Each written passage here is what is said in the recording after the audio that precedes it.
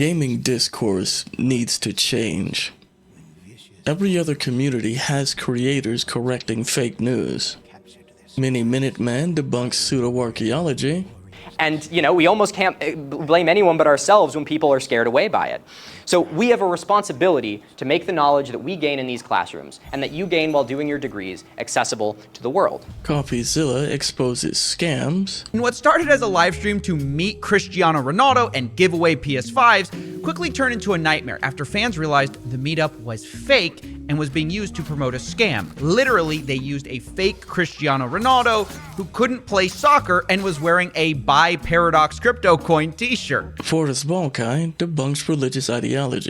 In Reacteria, I take a video which claims to be able to debunk evolution, watch it with the audience, and explain why it's wrong, using that video, that pseudoscience, to teach real lessons in biology, how evolution really is and how it works and the arguments that we have about it. Gotta say, I am jealous.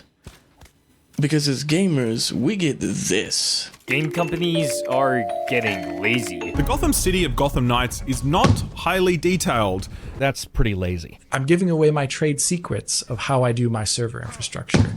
I think there's like hundreds of games doing this. I don't think you're that special. Sort of lazy. What's the problem with 30 FPS, bro? I constantly got 30 FPS on the PS4. Did you hear what you said? That's the last generation. Find it to be lazy. Games like Black Myth Wukong, Oblivion Remastered, Mafia the Old Country, Metal Gear Solid Delta, all of these games in one way or another feel technically compromised. Just lazy programming. That's impressive. 15 years of turning facts into misinformation. Except, I'm not supposed to say that. Gaming grifters rely on little to no fact-checking. Call nuance toxic positivity. You have these developers that are constantly demonizing video players, and these people don't get fired. They post extremist political opinions fucking constantly. Covering stories in the most sensational way possible. Everything is woke, and the industry is always dying. Always blaming grifters is too easy.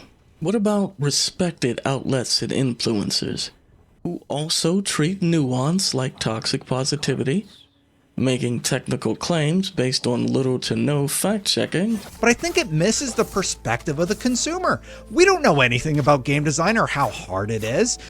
There's always a reason developers are wrong.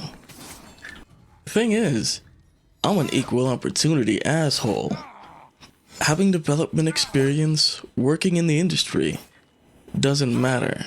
Hey, just was wondering, is this an out-of-season April Fool's joke? Do you guys not have phones? Yeah, you guys all have phones, right? Game devs get it wrong too. Mistakes, no matter who makes them, should be pointed out. Let me explain. See, facts are good for gamers, but kill engagement. So channels optimize for anger because outrage goes viral. Every day we hear developers are Lazy, greedy, and incompetent. The algorithm even incentivizes ignoring answers. Creators can't afford to say some mistakes are reasonable or unavoidable. For example, I commented on a video about game prices. Around a month later, I got this reply. No, they haven't always been $70. That's what we've heard for years. And here are 30-year-old magazine articles on game prices. If that's true, how does denying facts help? I give a fuck about sides. I don't care who wins the culture war. I'm not angry at all. But I do respect your frustration. You want better games, and we're flooded in remakes and remasters. And yeah, the industry is greedy. That's not the answer to every problem. Because your time matters, if I want you to spare some, I've got to explain in 30 minutes or less, without the months of context surrounding these topics. I also have to be entertaining, relatable, and agreeable. That's fair. But YouTube etiquette also demands sensational, dramatic, over-the-top commentary. No, I don't think I will. Because that sucks the fun out of talking about games. It's like this. I'm a legally blind art nerd. I grew up with delusions of making comics. In 2019, I took up game development on a whim.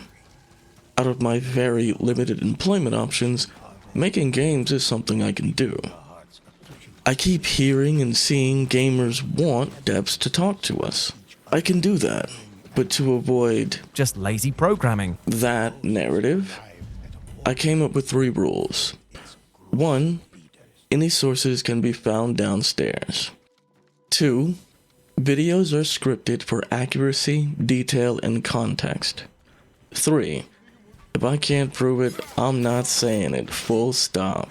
Grifters, influencers, and outlets say they care about games, but refuse basic research, blaming and getting mad at everyone else, changing nothing. So I started debug mode. Case studies takes a game, system, or drama and breaks it down. Patch notes directly addresses our issues, citing the facts in context. Hotfix, shorts, and opinion pieces on gaming discourse. Year 1, I used those to prove gaming misinformation exists. Thankfully, that's done. Videos will keep that format, but year 2 is about building in public. Next month, I start developing Project Mythos, a third-person stylish action RPG. I'll be combining devlogs, reviews, and analysis to explain the hows and whys of game design, starting from pitch video to full release, and all the itty-bitty, nitty-gritty details in between. I want to give people a ringside seat, using my game to break down the issues in gaming. Seems like the best way to give people what they want. I release at least 1 video a month. You won't always like my answer. Not here to change your mind. I'm not even gonna try. I'm not here to validate the lying devs narrative either. Question: are you willing to bet everything you know about games is true? Pick any issue in gaming. I can promise 2 things. The information you want is already public. Please check for yourself.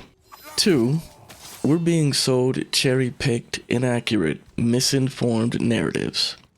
I will screw up and get things wrong. When I do, call me out. My target audience is people willing to hear me out. When I don't know something, I'll do the research, take a course, or reach out to developers for answers. Then put everything right here, as well as giving you my sources, so you know where to look.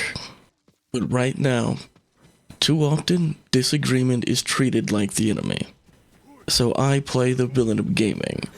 Or nobody, if you prefer. If you're willing to trade accuracy for outrage, then welcome, Hinges. Now, we've got some discourse to debug. Because the world must be free of bugs.